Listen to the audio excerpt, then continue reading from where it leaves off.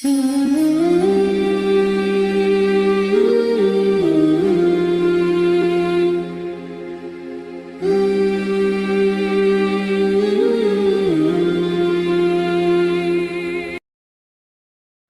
satu rukun iman yang wajib diimani adalah al-iman bil malaikah, beriman dengan malaikat-malaikat Allah. Lah di antara malaikat yang merupakan sayyidul malaikah, pemimpinnya para malaikat adalah Jibril alaihi salatu wassalam. Sebagaimana di antara manusia ada pemimpin-pemimpin seperti pemimpin muhajirin siapa? Abu Bakar dan Umar. Pemimpin Ansar Sa'ad ibn Ubadah dan Sa'd ibn Rabi. Pemimpin Ahlil Bait Ja'far dan Ali radhiyallahu anhu. Pemimpin para nabi dan rasul Nabi kita Muhammad sallallahu alaihi wasallam, dan pemimpin para malaikat adalah Jibril alaihi salam. Lah Jibril alaihi salatu wassalam disebutkan 3 kali dalam Al-Qur'an, dan salah satu nama Jibril alaihi salatu wassalam adalah Ruhul Amin. Sebagaimana Allah mengatakan dalam surah Asy-Syu'ara, nazala bihi Ruhul Amin. Kenapa Jibril kemudian diberikan laqab atau gelar dengan Ruhul Amin, ruh yang sangat amanah? Ada yang mengatakan bahwa dikatakan Jibril dengan sebutan ruh, dan itu selalu dalam Al-Quran, seperti dalam surah Al-Qadar, tanazzalul malaikatu waruh. Kenapa selalu disebut kalimat ruh, gelar daripada Jibril, sehingga ada istilah Ruhul Kudus? Kata para ulama, summiya atau summiya ruhan li'anna nufusa tahya bihi kama tahya bil arwah. Disebut ruh karena jiwa-jiwa manusia itu akan hidup dengannya, sebagaimana badan ini hidup karena adanya ruh. Karena tugas pertama atau yang paling utama Jibril itu apa? Memberikan kehidupan kepada ruh manusia. Malaikat yang sangat dikenal berapa? 4. Dan itu para pemimpin malaikat. Pertama Jibril, yang kedua Mikail, yang ketiga Israfil, dan yang keempat malakul maut. Ini pemimpin-pemimpin malaikat namanya. Jibril, Mikail, Israfil, malakul maut. Kalau cerita tentang alam hati, maka Jibrillah malaikatnya yang menguasai alam hati. Jibrillah malaikatnya karena Jibril itu tugasnya menurunkan wahyu, dan wahyu itu menghidupkan hati-hati setiap manusia. Kalau bercerita tentang alam dunia, maka bercerita tentang Israfil, karena Israfil lah yang menurunkan hujan sehingga hidup seluruh alam dunia ini. Karena waja'alnal ma' likulli syai'in hayyin, kami jadikan air itu segala sesuatu jadi hidup. Karena air itulah akhirnya hidup semuanya. Kita hidup, binatang hidup, tumbuh-tumbuhan hidup. Artinya kalau kita cerita tentang kehidupan dunia, maka cerita tentang Mikail. Tapi kalau cerita tentang alam ruh, berarti kita cerita tentang siapa alam ruh? Israfil, yang mencabut semua arwah ketika tiupan trompet atau sangkakala pertama. Semua ruh keluar dari jasadnya. Dan kalau cerita tentang alam kematian, maka di sana ada malakul maut. Jadi masing-masing ada bidangnya, ada alamnya masing-masing. Lah malaikat Jibril ini disebutkan dalam sebuah hadis Nabi SAW yang ma'ruf, antum mungkin sudah menghafal.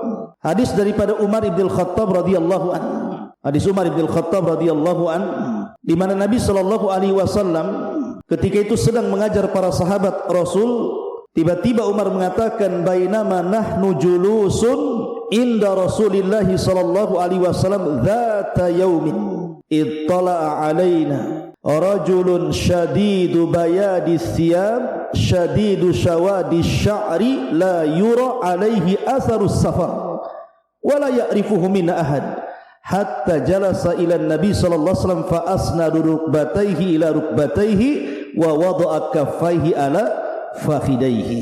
Jadi Umar bercerita, ketika kami duduk-duduk bersama Rasulullah, tiba-tiba muncul seorang laki-laki, sifatnya syadidu bayadi thiyab, pakaiannya itu putih bersih. Kemudian yang kedua, syadidu sawadi sya'ri, rambutnya begitu hitam. Anehnya, la yura alaihi atharus safar, tidak ada bekas perjalanan sama sekali. Wala ya'rifuhu minna ahad, dan tidak ada satupun kami mengenali orang itu. Karena begini ikhwan, kebiasaan para sahabat Nabi, kalau ada orang asing biasanya dikenalkan oleh orang. Yang kenal dia mengatakan si fulan, namanya si fulan dari Bani Fulan. Dikenalkan oleh para sahabat Rasul supaya orang kenal. Tapi orang yang datang ini tidak ada yang kenal satupun. Kalau memang dia orang jauh, pasti ada bekas safarnya yang namanya padang pasir, gurun Sahara. Di zaman Rasul di Mekah itu kan padang pasir, angin debu di mana-mana. Baru berjalan ke padang pasir sebentar saja pakaian sudah banyak debu. Tetapi orang ini kalau dikatakan orang jauh, kenapa tidak ada bekas safar, tidak ada debu sama sekali di pakaiannya. Kemudian rambutnya pun sangat rapi dan hitam, menunjukkan orang ini tidak pakai serban. Padahal sorban itu bagi orang Arab itu kayak sebuah kewajiban, karena bisa melindungi dari panas, bisa melindungi dari debu, bisa melindungi dari dingin, sorban itu. Dan itu tradisi Arab. Ya, tradisi Arab itu pakai sorban. Lah orang ini tidak pakai serban, sehingga bisa dikenali wajahnya, sangat tampan sekali. Dan ini juga dalil kalau seandainya orang ini pakai serban, tentu orang curiga nih, kenapa dia menutup kepala dan mukanya, jangan-jangan membuat jahat sama Nabi. Ketika dia tidak pakai serban, berarti orang menyangka dia orang baik-baik, karena sahabat bisa mensifati pakaiannya bersih, rambutnya hitam, menunjukkan tidak pakai tutup kepala. Tapi kalau memang dia orang dekat, kenapa nggak ada yang kenal? Kan aneh jadinya. Kalau orang jauh kenapa pakaiannya rapi, kalau orang dekat kenapa nggak ada yang kenal? Yang lebih mengherankan lagi, langsung menemui Nabi SAW, fa asnada rukbataihi ila rukbataihi wa wada'a kaffaihi ala fakhidaihi. Lutut dia dengan lutut Nabi itu ditemukan, kemudian tangan dia diletakkan di paha Nabi seperti ini. Tiba-tiba bertanya, ya Muhammad, penampilannya rapi seperti thalabul ilmi, tapi bahasanya kayak orang Badui. Karena biasanya kalau sahabat Rasul tidak pernah mengucapkan ya Muhammad. Yang suka mengucapkan ya Muhammad itu orang Badui. Kalau sahabat Rasul ya Rasulullah, ya Nabi Allah, itu sahabat Rasul, beradab mereka kepada Rasulullah.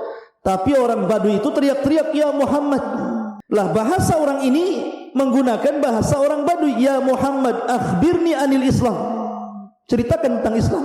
Kata para ulama, karena sahabat Nabi SAW itu paling suka kalau ada orang Badui menemui Rasul, pasti banyak tanya dan pertanyaannya aneh-aneh, sehingga kemudian ketika Nabi SAW menjawab pertanyaan orang-orang Badui itu menjadi pengetahuan tersendiri bagi para sahabat Rasul. Bahkan karena segannya para sahabat terkadang bertanya kepada Rasul, biasanya nitip pertanyaan kepada orang Badui untuk ditanyakan kepada Nabi. Makanya kenapa orang ini menggunakan bahasa orang Badui padahal pertanyaannya berbobot. Ini bukan orang Badui, ini orang thalabul ilmi nih. Pertanyaannya berbobot. Apa itu Islam? Apa itu iman? Apa itu Islam? Ini kan berbobot nih. Kapan kiamat? Apa tanda-tandanya? Ini bukan orang jahil yang bertanya, ini alim nih. Tapi dari bahasa, menggunakan bahasa Badui, menggunakan ya Muhammad, supaya sahabat itu mereka betul-betul memperhatikan ucapan orang ini. Dan pertanyaan berbobot. Makanya hadis ini, hadis Jibril ini disebutkan oleh para ulama, kalau dalam Al-Quran itu ada namanya induk Quran. Induk Quran apa? Al-Fatihah, disebut Ummul Kitab. Tapi kalau induk hadis, hadis Jibril disebut induk hadis, karena seluruh ajaran Islam terangkum dalam hadis Jibril. Makanya di ujung hadis Rasul mengatakan, tahukah kalian siapa yang bertanya kepadaku tadi? Sahabat mengatakan, saya tidak tahu, Allah wa Rasulullah. Kata Nabi SAW, huwa Jibril atakum yu'allimukum amra dinikum. Tadi Jibril itu yang datang kepada kalian, sengaja mengajarkan kepada kalian tentang urusan agama kalian. Jadi Jibril itu datang, terkadang bukan hanya membawa risalah, tetapi juga taudihur risalah. Jadi dia datang membawa risalah kepada Rasul. Yang kedua, tugas dia taudihur risalah, menjelaskan risalah itu. Bukan hanya taudihur risalah, ada lagi namanya muraja'atur risalah. Karena setiap Ramadan datang murajaah bersama Rasul. Bahkan di Ramadan terakhir sebelum wafatnya Rasul, Jibril 2 kali datang menemui Nabi sallallahu alaihi wasallam. Ma'asyiral muslimin yang dimuliakan Allah Subhanahu wa taala. Di antara sifat-sifat Jibril itu Yang pertama al-ilmu. Jibril itu memiliki pengetahuan yang luar biasa. Tentu pengetahuan itu datang dari Allah Subhanahu wa ta'ala, karena Allah mengatakan 'allamahu syadidul quwa. Yang mengajarkan ilmu kepada Nabi sallallahu alaihi wasallam syadidul quwa, malaikat yang punya kekuatan. Jadi salah satu sifat Jibril yang pertama al-ilmu. Yang kedua al-quwatul hailah, memiliki kekuatan yang dahsyat. Makanya Allah mengatakan syadidul quwa, memiliki kekuatan yang luar biasa. Lihat ketika Jibril menghancurkan negeri Sodom, dengan satu sayapnya saja ditancapkan ke negeri Sodom, diangkat itu negeri sampai ke langit, dihujani meteor, ditumpahkan lagi ke bumi. Saking kuatnya Jibril itu. Bahkan selalunya kalau Allah hendak mengadab sebuah kaum, pasti diutus Jibril. Lihat ketika kita bicara tentang kaum Tsamud, siapa yang diutus? Jibril. Fa akhadatku sayhatun fa asbahu fi darihim jathimin. Fa asbaha fi darihim jasimin. Maka Jibril kemudian berteriak satu kali teriakan, tiba-tiba seluruh manusia di rumah-rumah mereka tinggal jasad tanpa ruh, jadi bangkai. Satu tiupan semua orang mati. Jadi Jibril itu punya kekuatan luar biasa, ya kan? Ma'asyiral muslimin. Kemudian yang kedua at-tamkin, di mana Jibril itu punya kedudukan yang sangat mulia di langit sana di antara para malaikat. Karena seluruh para malaikat itu taat kepada Jibril, tentu karena perintah Allah Subhanahu wa taala. Maka disebut at-tamkin. Jibril itu punya kedudukan tersendiri di langit karena ditaati semua para malaikat atas kehendak Allah Subhanahu wa taala. Kemudian yang terakhir al-amanah. Jibril itu amanah ketika menyampaikan wahyu. Makanya Allah mengatakan nazala bihi ruhul amin. Kalimat amin itu amanah. Apa sih maknanya amanah itu? Maksudnya begini, Jibril itu kan tugasnya ngasih wahyu dari Allah Subhanahu wa taala, disampaikan kepada para nabi dan rasul, yang terakhir kepada Nabi sallallahu alaihi wasallam. Ini kalau Jibril tidak amanah, dia bisa korupsi ayat.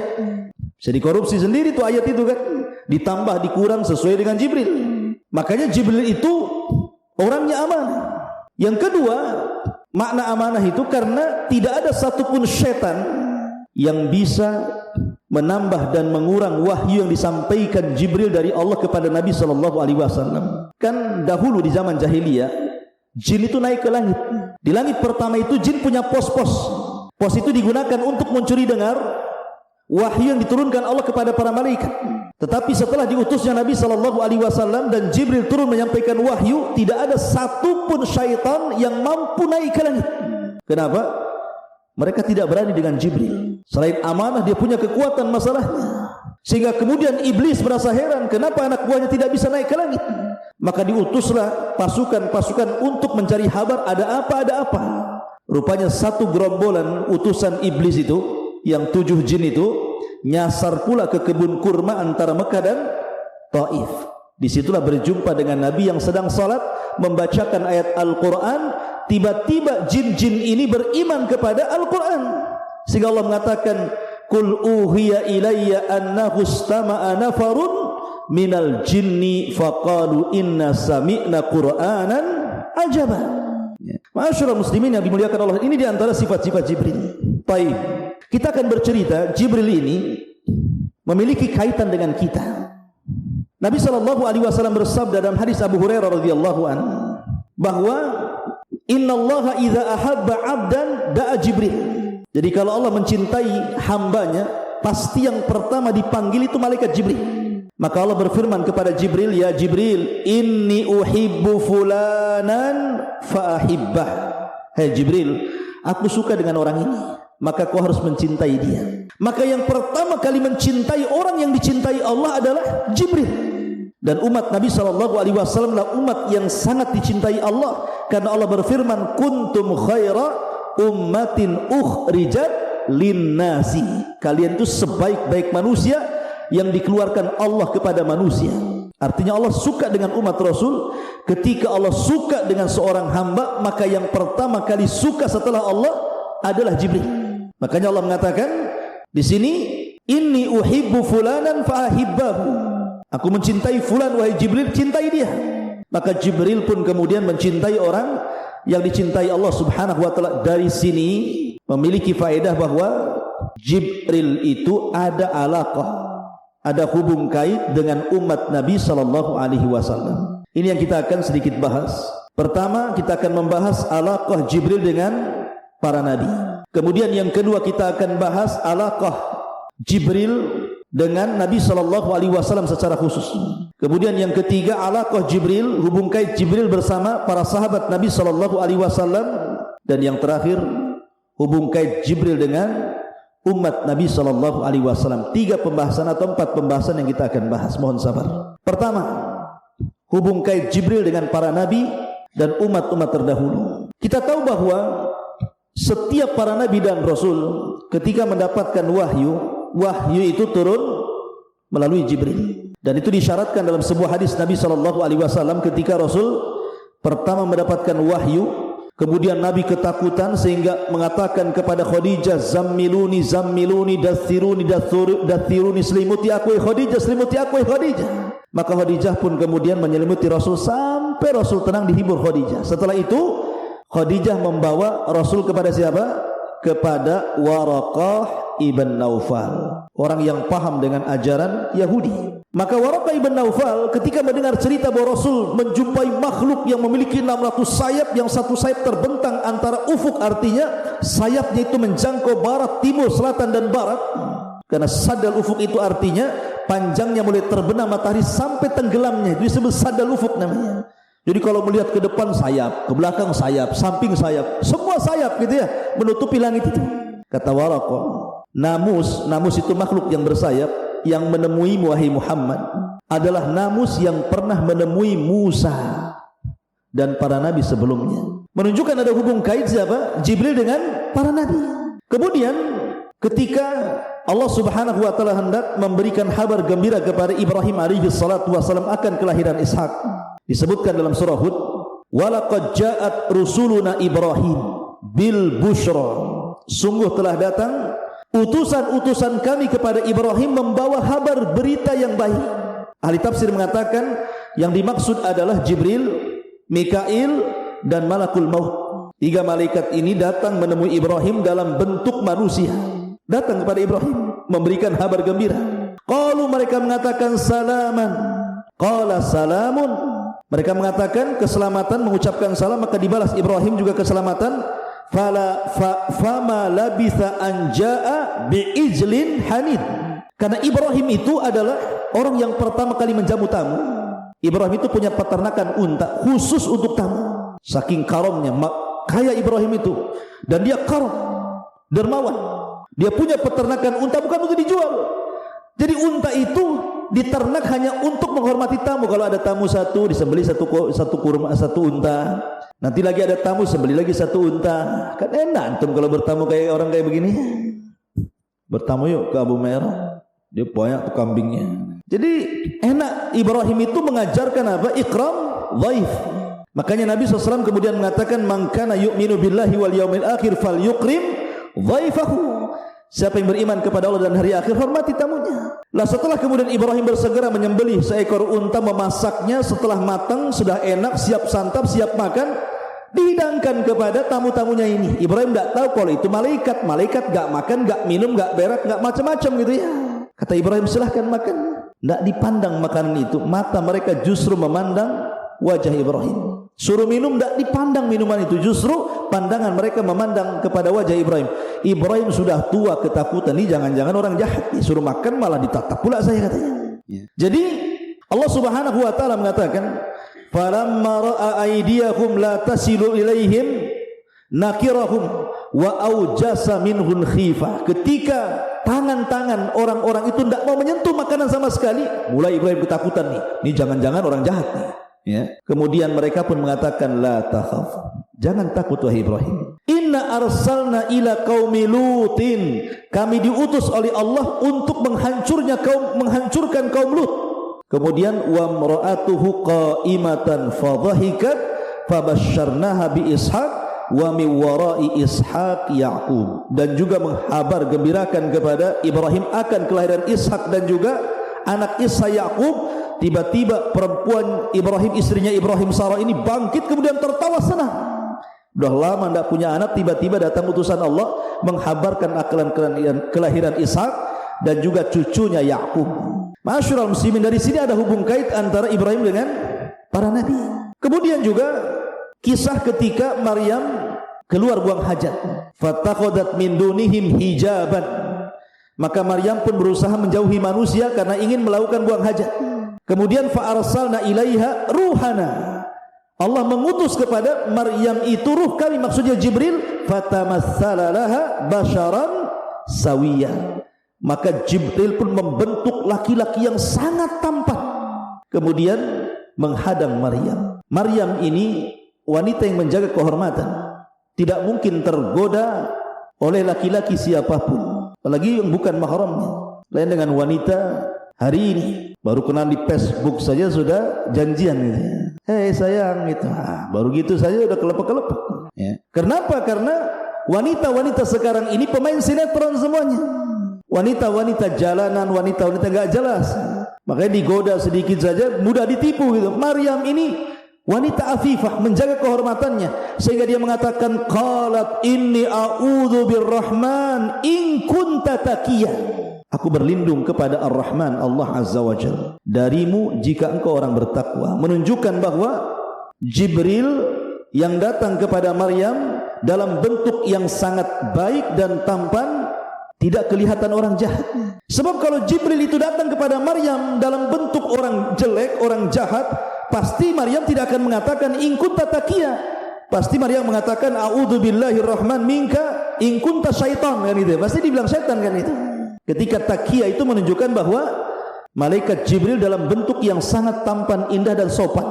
Maka barulah kemudian orang tampan jelmaan Jibril baru ngaku dan mengatakan qala innama ana rasulu rabbik li ahabalaki ghulaman zakiyya. Jangan takut wahai Maryam, aku Jibril, diutus oleh Allah untuk menghabarkan bahwa engkau akan mendapatkan anak yang sangat suci, Isa bin Maryam. Di sini juga ada hubung kait Jibril dengan Maryam, Jibril dengan Ibrahim, Jibril dengan Lut tadi, dan begitu seterusnya.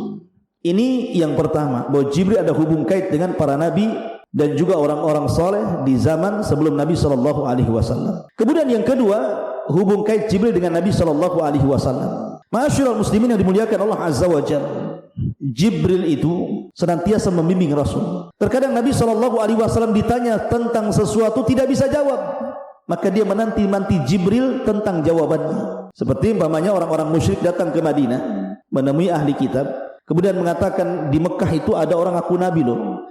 Bagaimana cara menghadapinya? Kata orang-orang Yahudi Madinah, sini saya kasih soalan kamu. Tanya kepada orang yang aku nabi di Mekah itu. Kalau dia sanggup menjawab, memang dia nabi. Kalau dia tidak sanggup menjawab, dustakan kenabiannya. Kata orang-orang musyrik, apa pertanyaannya? Satu, tanyakan tentang seorang laki-laki yang keliling dunia selama 500 tahun berdakwah kepada tauhid, bagaimana kabarnya?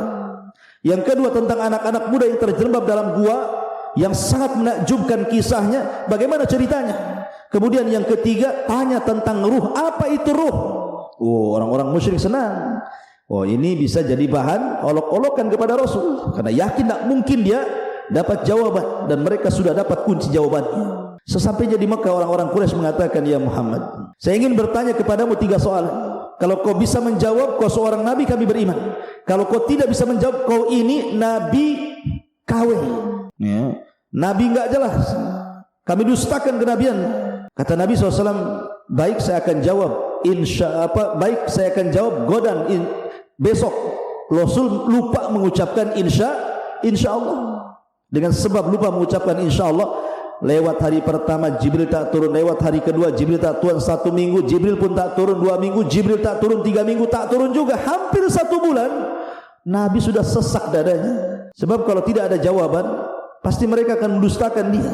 Dan itu menunjukkan bahwa Rasul tidak pandai-pandai menjawab. Memang dia tidak punya pengetahuan tentang soalan itu.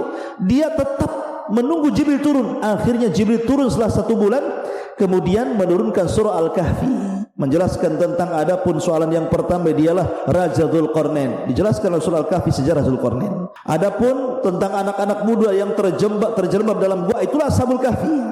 Adapun ruh, katakan ya Muhammad, yas'alunaka anil ruh qulir ruhu min amri rabbi. Jadi Jibril datang kepada Rasul dalam rangka apa? Membimbing Rasulullah. Makanya kenapa ketika Nabi SAW masih kecil, disusui siapa? Halimah Sa'diyah di Bani Sa'diyah kan gitu ya. Lah Nabi ini masih kecil, tiba-tiba Jibril datang dengan 2 malaikat. Ditangkapnya Rasul kecil ini, tiba-tiba dibelah dadanya. Kemudian diambil jantungnya, kemudian dicuci dari air zam-zam di bejana emas, kemudian dimasukkan lagi, kemudian dijahit lagi. Ada bekas jahitannya. Dan itu operasi pertama dalam sepanjang sejarah manusia. Maka anaknya Halimah Sa'diyah ketakutan. Lari dia, melaporkan kepada ibunya. Maka ibunya langsung mencari Nabi SAW. Ketika dia dapati masih hidup dan masih ada bekas jahitannya, maka karena ketakutan itulah akhirnya Rasul kecil dikembalikan oleh Halimah Sa'diyah kepada ibundanya Aminah. Ya, sejak kecil saja Jibril sudah membuang kotoran-kotoran hati dari dada Nabi SAW. Dan pembelahan dada itu 2 kali, ketika di Halimah Sa'diyah dan ketika peristiwa Isra dan Mi'raj, dibelah lagi oleh malaikat. Ma'asyiral muslimin yang dimuliakan Allah Azza wa Jalla. Lah Nabi SAW ini biasa kalau berjumpa dengan Jibril itu, Jibril pasti akan membentuk dirinya dengan bentuk yang sangat tampan. Tidak pernah membentuk dengan orang yang sangat menakutkan. Makanya biasa yang dipilih Jibril ketika berjumpa dengan Rasul, pasti dia akan tasyakul, beralih rupa seperti sahabat namanya Dihyatul Kalbi. Jadi ada seorang sahabat namanya Dihyatul Kalbi, orangnya tampan sekali, sangat tampan. Jadi Jibril kalau menemui Rasul pasti menyerupai Dihya. Sampai suatu hari Nabi sedang berbincang-bincang dengan Dihya. Kemudian Aisyah radhiyallahu anha melihat dari kejauhan. Heran Aisyah, kenapa kok lama kali Rasul berbincang dengan Dihya, dan selalu.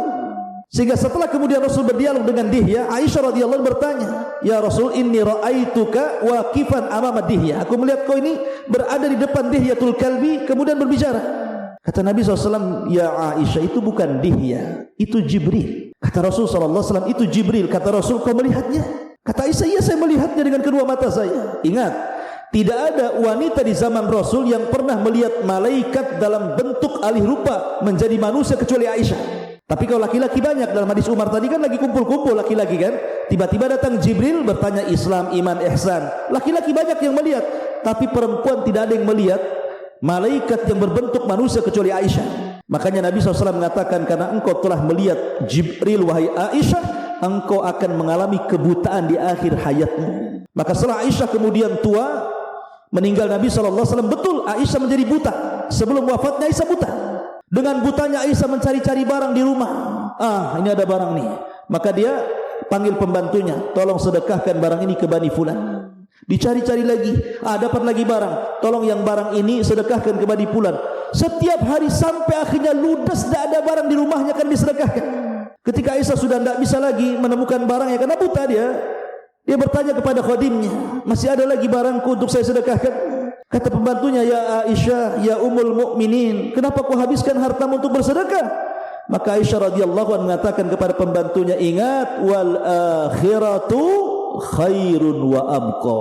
Akhirat itu jauh lebih baik dan lebih kekal. Akhirnya Aisyah meninggal dalam posisi rajin bersedekah. Dan itulah keinginan orang yang masuk dalam kuburan, pasti mengatakan, "Laula akhartani ila ajalin qarib fa as-saddaqa wa akun minas salihin." Pasti ingin sedekah kalau orang ingin dihidupkan kembali di kuburan. Jadi Rasul itu kalau berjumpa dengan Jibril selalu dalam bentuk Dihyatul Kalbi, dan selalunya di kamar Aisyah radhiyallahu anha. Dan itu pula yang menjadikan Aisyah dilebihkan dari istri-istri yang lainnya, karena Jibril tidak pernah turun di rumah istri manapun dari istri Rasul kecuali di rumah Aisyah radhiyallahu anha. Ma'asyiral muslimin yang dimuliakan Allah Azza wa Jalla. Lah Nabi SAW pun ketika peristiwa Isra Mi'raj, siapa yang membawa Rasul ke langit? Siapa yang membawa Rasul dari Masjidil Haram ke Aqsa, dari Aqsa ke Sidratul Muntaha? Jibril.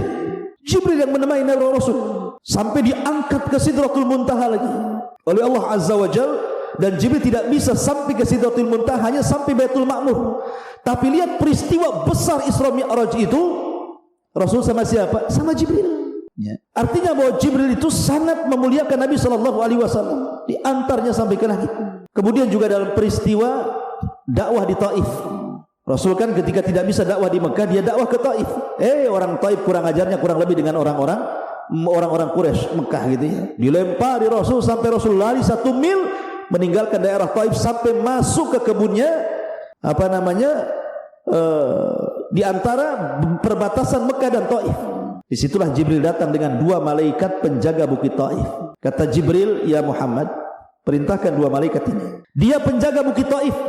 Kalau kau perintahkan bukit Taif dilempar kepada penduduk Taif, dia siap melaksanakannya. Kalau antum di posisi Nabi SAW, pasti antum mengatakan lempar saja, kurang ajar orang itu.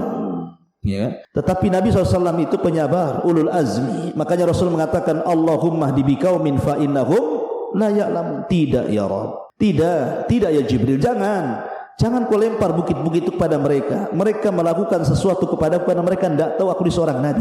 Lihat, Jibril alaihissalam membawa 2 malaikat loh ya, penjaga bukit, siap untuk ditimpakan kepada penduduk Taif. Bahkan ketika Nabi SAW disihir oleh Labid bin Asam selama 6 bulan. Bayangkan pengaruh sihir itu sampai 6 bulan. Akhirnya Jibril turun dengan 2 malaikat, kemudian meruqyah Nabi SAW. Dari sinilah turun surat Qul a'udzu birabbil falaq dan Qul a'udzu birabbin nas. Jibril yang meruqyah Rasul.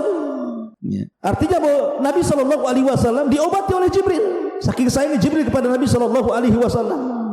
Bahkan Jibril juga senantiasa menolong Nabi SAW dalam kondisi Nabi SAW butuh pertolongan dalam perang Badar. Rasul dan pasukannya tidak pernah perang, nggak punya pengalaman perang, bahkan nggak pernah berperang, bahkan pasukannya juga sedikit, sementara pasukan musuh banyak, 314 melawan 1000 dengan peralatan yang tidak lengkap. Tentu manusiawi Nabi SAW takut kalah. Tapi malam itu Nabi beristighatsah kepada Allah. Akhirnya kemudian Allah kabulkan istighatsahnya Rasul. Dikirimnya pertama kali oleh Allah 1000 malaikat dipimpin Jibril, sampai Rasul mengatakan, absyir ya Abu Bakrin, absyir ya Abu Bakar, berbahagialah wahai Abu Bakar, kita akan menang katanya. Keesokan harinya terjadi perang Badar. Bukan 1000 lagi yang turun, khamsati alafin minal malaikati munzilin, 5000 malaikat turun dipimpin Jibril. Dan Jibril menunggang kuda namanya Haizum. Kudanya Jibril itu namanya Haizum. Makanya Jibril mengatakan kaidum Haizum sambil menunggang kuda itu. Jadi kalau antum ditanya siapa nama kudanya Jibril, Haizum namanya. Makanya para sahabat mendengar Jibril mengucapkan kaidum Haizum, ayo lari wahai Haizum, serang mereka. Subhanallah, sebagian orang-orang musyrik melihat tentara yang banyak berkuda putih, menggunakan pakaian putih, di tangannya terhunus pedang-pedang yang mengkilat-kilat. Bagaimana enggak takut tuh? Sahabat belum mencabut pedangnya, kepala mereka sudah melayang. Takut. Akhirnya perang Badar dimenangkan Rasul. Berhasil orang-orang musyrik 70 mati konyol dan 70-nya tertawan. Bahkan Abu Sufyan yang ketika itu berhasil lari dari pertempuran, langsung dia ke Mekah berjumpa dengan Abu Lahab. Karena Abu Lahab kan pengecut, tidak mau perang. Dia bayar preman supaya preman itu yang berangkat perang. Abu Sufyan bercerita kepada Abu Lahab, ya Abu Lahab, dalam perang itu aku melihat orang yang berpakaian putih menggunakan kuda putih, di tangannya pedang, kami pun korat-karit tidak jelas katanya. Di samping Abu Lahab ada budak yang beriman tetapi menyembunyikan keimanannya. Budaknya Fadl ibn Abbas, budaknya Fadl ibn Abbas. Tiba-tiba dia latah mengatakan, itulah malaikat yang menolong Nabi dan sahabatnya. Geram Abu Lahab, ditamparnya budak itu. Karena budak itu merasa disakiti Abu Lahab, melapor majikannya. Maka Ummu Fadl datang mencari Abu Lahab, diambilnya kayu, dipentungnya kepala Abu Lahab. Kenapa kau menampar budak saya katanya. Tapi di sini Abu Sufyan bercerita bahwa dia melihat malaikat dalam perang Badar. Artinya bahwa Jibril memimpin para malaikat untuk menolong Rasul dalam kondisi terjepit. Saking ketakutannya Rasul, berdoanya juga beda dengan doa-doa yang lainnya, sampai dia mengatakan Allahumma in tahlik hadhil isabah falan tu'bad abada. Ya Rabb, kalau kau hancurkan kelompok yang sedikit ini, enggak akan ada yang lebih yang menyembah kamu ya Rabb. Ya, sampai khawatirnya Rasul. Makanya Allah turunkan Jibril. Ma'asyiral muslimin yang dimuliakan Allah Azza wa Jalla. Ini diantara alaqah, hubung kait Jibril dengan Nabi SAW, dan banyak lagi hubung kait Nabi SAW dengan malaikat Jibril alaihi salatu wassalam. Kemudian yang ketiga, hubung kait Jibril dengan para sahabat. Ketika Nabi SAW berhadapan dengan orang-orang Quraisy, orang-orang Quraisy ini jago syair. Dan orang dulu syair itu, para pujangga-pujangga itu mereka akan debat dengan syair. Mungkin kalau orang Melayu ini berbalas pantun seperti itu ya. Jadi, dan syair itu merupakan media di zaman itu, sama dengan YouTube, televisi itu disebut syair di zaman itu. Dan hebat luar biasa syair-syairnya orang-orang Arab kafir itu. Maka Nabi SAW punya tukang syair namanya Hassan ibn Thabit. Itulah tukang syairnya Rasul, Hassan ibn Thabit. Apa kata Rasul? Ya Hasan, uhzum fa inna ma'aka Jibril. Ya Hasan, uhzum fa in la takhaf fa inna ma'aka Jibril. Serang dengan syairmu hai Hasan, maka Jibril akan membantumu untuk mengalahkan syair mereka, katanya. Akhirnya Hasan tiba-tiba lancar syairnya karena ada Jibril di situ. Itu ada alaqah antara Jibril dengan para sahabat Nabi SAW. Termasuk juga ada alaqah, ada hubung kait antara Jibril dengan umat Nabi SAW sampai hari ini, bahkan sampai kiamat dibangkitkan. Walaupun Jibril bertugas menurunkan wahyu, bukan berarti dengan wafatnya Rasul Jibril tidak pernah turun ke bumi, tidak. Bahkan setiap tahun Jibril turun ke bumi. Kapan? Inna anzalnahu fi lailatul qad wa ma adraka ma lailatul qad, lailatul qadri khairu min alfi syahrin tanazzalul malaikatu waruh. Lihat, malaikat-malaikat dan ruh Jibril turun setiap Lailatul Qadar. Untuk siapa itu? Untuk kita. Malaikat-malaikat sampai jumlah yang turun ke bumi itu lebih banyak dibandingkan jumlah kerikil yang ada di permukaan bumi. Aktsar min adadil hasa. Yang memimpin siapa? Jibril. Menebarkan ketenangan, rahmat di mana-mana. Makanya malam itu malam terbaik. Ya kan? Jadi ada hubung kait Jibril dengan umat Islam, dengan kita-kita ini. Kita tidak pernah ditinggalkan Jibril, karena setiap tahun turun di malam Lailatul Qadar. Dan Nabi SAW pernah berjumpa dengan Jibril itu 2 kali dalam bentuk aslinya. Pertama di Gua Hira. Makanya kemudian Nabi SAW ketakutan gitu kan, melihat Jibril. Gak pernah sebelumnya melihat ada makhluk bersayap 600 besarnya itu sandal ufuk gitu kan. Oh, menggigil kayak antum masuk ke hutan Jabal Uhud ketemu dinosaurus. Apa enggak menggigil antum pulang tuh? Gitu ya. Kenapa antum? Enggak tahu kan gitu. Ketemu genderuwo katanya. Lah, jadi Nabi enggak pernah ketemu makhluk sebesar itu. Tiba-tiba ketemu Jibril ada 600 sayap, satu sayap terbentang gitu kan. Bercahaya. Rasul ketakutan lah kan begitu. Makanya dia demam sampai lari ke rumah Khadijah. Sesampainya di rumah Khadijah dia mengatakan, "Dathiruni ya Khadijah, selimuti aku demam." Oh gitu ya. Jadi Nabi pernah melihat Jibril 1 kali di bumi, kemudian melihat Jibril 1 kali di langit. Ketika peristiwa Isra Mi'raj sampai di Baitul Ma'mur, Jibril berubah bentuk. Makanya Allah mengatakan, laqad ra'ahu nazlatan ukhra inda sidratil muntaha indaha jannatul ma'wa. Nabi melihat Jibril kedua kalinya. Di mana? Di langit. Ya, ketika peristiwa Isra dan Mi'raj. Dan ini luar biasa. Makanya kenapa? Karena Rasul pernah melihat Jibril, Rasul bisa mensifati Jibril seperti apa? Karena pernah melihat. Ya. Ma'asyiral muslimin yang dimuliakan Allah Azza wa Jalla. Kemudian Jibril juga ikhwan, selain ditugaskan untuk menurunkan wahyu, dan ketika Allah berfirman, yang pertama kali mendengar wahyu siapa? Jibril. Jadi kalau Allah berfirman kepada malaikat, kepada Jibril itu, semua malaikat yang di langit pingsan. Dalam hadis yang ma'ruf, apabila Allah hendak mewahyukan sesuatu, maka suara Allah itu seperti suara gemerincing rantai yang dipukul-pukul di atas batu, membuat semua malaikat pingsan satu langit. Ketika semua malaikat pingsan, yang pertama siuman siapa? Jibril. Jibril yang pertama siuman, kemudian dipanggil oleh Allah Azza wa Jalla. Kemudian Allah memberikan tugas-tugas kepada para malaikat lewat Jibril. Maka setelah Allah berfirman kepada Jibril, tiba-tiba semua malaikat bangun dari pingsannya. Maka setiap Jibril lewat di langit pertama, mereka mengatakan, "Madza qala rabbuka ya Jibril?" Apa yang dikatakan Rabbu Jibril? Kemudian turun ke langit ke-6, ke-5, ke-4, ke-3. Semua malaikat yang di lapisan-lapisan langit itu mengatakan, "Madza qala rabbukum?" Madza qala rabbukum? Apa yang difirmankan Allah? Tugas apa yang harus kami laksanakan? Tugas apa yang harus kami lakukan? Maka Jibril mengatakan, "Qalal haq." Kebenaran. Kamu tugasnya ini, kamu tugasnya itu, kamu tugasnya ini, kamu tugasnya itu. Jadi dia yang membagi tugas dari Allah Subhanahu wa taala. Inilah perkataan Jibril apabila sedang kemudian menyampaikan wahyu kepada para malaikat. Nah, ini jin-jin ini yang berada di langit pertama, di tempat maqaidus sam'i, pos-pos pencuri dengar itu, kalau dia mendengar satu kalimat dari Jibril yang disampaikan kepada para malaikat di lapisan langit-langit itu, langsung diambil, kemudian disampaikan ke jin yang di bawahnya, jin yang di bawahnya, jin yang di bawahnya. Karena jin kalau naik ke maqaidus sam itu seperti orang panjat pinang. Jadi begini, sampai ke langit. Jadi yang dari sana kalau dapat kalimat disampaikan ke jin yang di bawahnya, ke bawahnya, ke bawahnya, ke bawahnya, ke bawahnya, sampai ke yang di bumi. Yang di bumi ini sudah banyak macam-macam dustanya. Jadi kalau satu kalimat, kemudian jin yang berantai sampai ke langit itu 1000, maka yang benar 1, yang dusta 999 kalimat. Bayangkan coba. Jadi kalau seandainya ini jinnya 1000 jin, berarti yang benar itu 1 kalimat, yang 999 kalimat itu dusta. Lah, dari sini jin yang di bumi mulai berbisnis dengan dukun. Akhirnya habar itu dibeli sama dukun. Kemudian dukun dijual ke pasien. Maka di sini namanya silsilah dusta, ikhwan. Bagaimana mungkin dari 1000 kalimat 1 yang benar, 999 dusta? Makanya dukun itu pendusta, dia hanya menjual kabar dusta.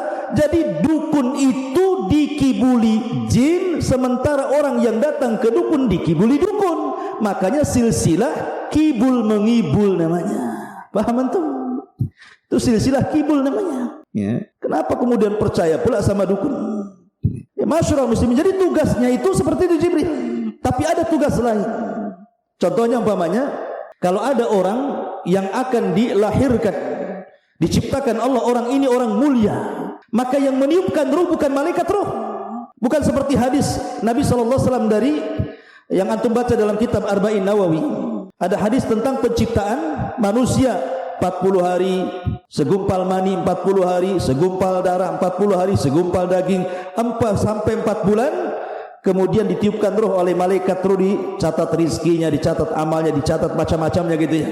Itu ada tugas sendiri malaikat yang memasukkan roh. Tapi kalau yang dilahirkan ini orang mulia, itu Jibril yang turun tangan. Contohnya tadi, ketika Maryam hendak diberikan, dianugerahi Isa, yang memasukkan roh kepada Isa bukan malaikat yang suka memasukkan roh, tidak. Jibril turun langsung membawa ruhnya Isa, ditiupkan di jaibnya, kemudian masuk ke rahimnya, jadilah janin Isa. Jibril. Ya. Dan Jibril itu yang menghabar gembirakan kepada siapapun yang akan punya anak mulia, seperti menghabar gembirakan kepada Ibrahim akan kelahiran Ishak, gitu kan? Kemudian menghabar gembirakan kepada siapa lagi? Zakaria akan kelahiran Yahya, gitu ya. Jadi tugasnya Jibril itu ada tugas lain, memasukkan ruh orang-orang mulia, menghabar gembirakan akan kelahiran orang-orang mulia. Itu juga bagian daripada tugas Jibril. Karena ini orang mulia, tidak sembarang diutus, Jibril langsung itu yang diutus. Masyarakat muslimin yang dimuliakan Allah, ini kita cerita Jibril di dunia. Bagaimana Jibril yaumul qiyamah, di akhir, bagaimana kisahnya? Masyarakat muslimin, kemarin kita ketika menjelaskan tentang masalah sangkakala, ketika Allah Subhanahu wa taala berfirman, wa nufikha fis suri fasa'iqa man fis samawati wa man fil ardi illa man sya'allah. Ketika tiupan Israfil itu ditiupkan, maka semua makhluk yang di langit dan di bumi semua mati, kecuali yang dikecualikan Allah. Jibril, Mikail, Israfil, malakul maut tidak mati karena tiupan Israfil. Sehingga malaikat maut dipanggil oleh Allah, man baki, siapa lagi yang tersisa wahai malakul maut? Kata malaikat maut, Jibril, Mikail dan Israfil. Kata Allah, cabut nyawa mereka. Maka satu-satu dicabut. Kalau mengatakan waman baki, siapa lagi yang tersisa? Kata malakul maut, ana abdukal fakir, saya hambamu yang fakir yang tersisa ya Rabb. Maka Allah mengatakan, matilah kamu. Akhirnya dia pun mati dan tidak ada yang hidup lagi. Itulah Jibril, dia tidak mati karena tiupan, karena Jibril punya kekuatan. Malaikat itu punya kekuatan. Bahkan ada satu malaikat yang bisa mengalahkan semua jin, semua malaikat dan semua manusia. Malaikat apa? Malaikat maut. Tak bisa dikalahkan. Dia mencabut nyawa orang semua, mencabut nyawa jin-jin, mencabut nyawa malaikat. Dia juga malaikat maut itu. Ya. Karena dia yang ditugaskan Allah untuk alam arwah, alam kematian. Wallahu a'lam ikhwatu fillah, muliakan Allah azza wajalla. Banyak kisah-kisah Jibril dan nanti kita akan rangkum pada pertemuan berikutnya tentang alamul malaikah. Bagaimana alam malaikat secara keseluruhan. Ini kan kita bicara Jibril saja. Bagaimana alam malaikat secara keseluruhan dan bagaimana kisahnya, insyaallah kita akan kaji di lain kesempatan. Subhanakallah bihamdika, asyhadu an la ilaha illa anta, astaghfiruka wa atubu ilaik. Allahu ta'ala alam. Assalamualaikum warahmatullahi wabarakatuh.